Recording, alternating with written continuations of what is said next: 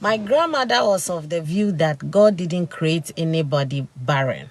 It's just the blood types that do not match. And so never call somebody barren in front of my grandmother. You'll be in trouble.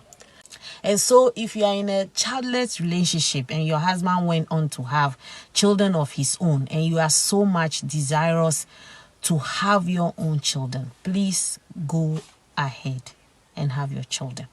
Unless, of course, you don't really mind, or medically you cannot have kids of your own. But if there's nothing medically wrong with you and your heart desire is to have children of your own, please go ahead, because it becomes psychological abuse. It becomes mental abuse. Abuse comes in different shapes and forms, because right now you are the one they will call the barren one. Do you want to endure that? You know, this thing called love, it gets to a point you have to be selfish and protect your own interest. You see, you have to use your brain. And so if you are so much desirous to be a mother and your husband has gone ahead to have his children, please do yours. My late grandmother, Yaopi Amokofo, was an exceptionally beautiful woman who had one of the best marriages any woman could dream of.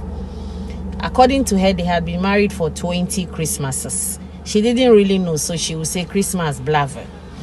She was so much loved, cared for, respected, adored, protected, and provided for, to the extent that even her clothes, shoes, bags were shipped from the UK. They had a beautiful marriage. Unfortunately, this marriage didn't produce any children. Finally, the man went on retirement and they relocated back to Anglonga. One day they woke up and the man impregnated a young lady. You know how people talk. Oh, so Yaofi was the barren one. She couldn't give birth. And her father was so furious. He was so pissed. How dared he? How could he throw her to the wolf to be called a barren woman? And that's what I'm talking about. A love and a protection of a father over his daughter. He wouldn't let any man disrespect or abuse his daughter. He immediately annulled the marriage.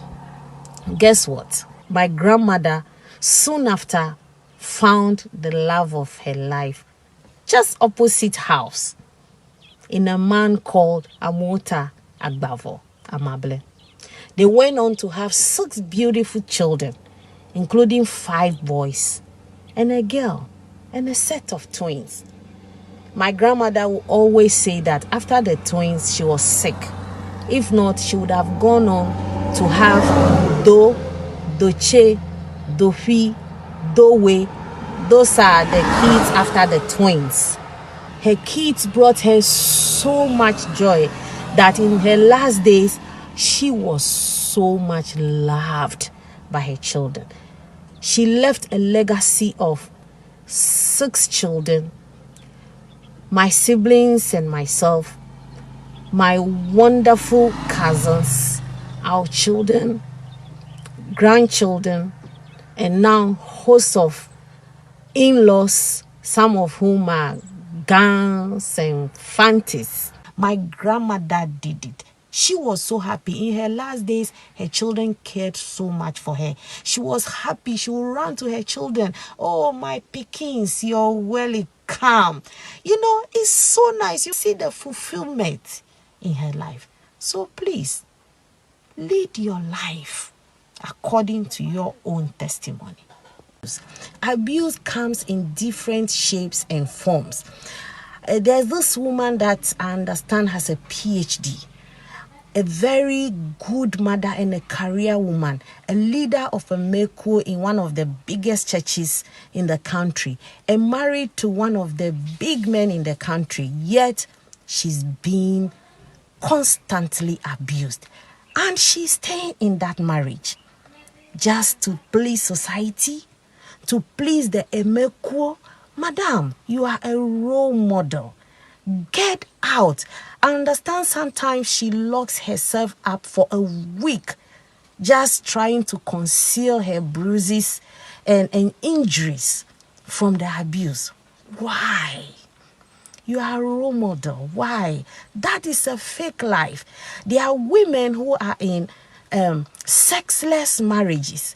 Their husbands haven't had sex with them in years, yet they are there. It's mental abuse, psychological abuse. You are there, you feel ugly. What does it do to you if your husband doesn't touch you? You feel ugly. You feel dirty. You feel unworthy of his love. You feel you are not good enough for him. You know, that is mental abuse. Why are you enduring that, woman? You are beautiful. Get out. Somebody will love you. And then there are people whose husbands are sadists, and when they get to their climax, they have to beat the women to get the satisfaction they want. They have to beat their women to be able to have their orgasm. Sometimes it's so bad that the women end up in a hospital. Sex that everybody is having, you alone, you have it and you end up in a hospital. It's happening in most homes, including homes of pastors and bishops. And so you don't stay there and say because you want to go to heaven or please society. Please get out. Life is short.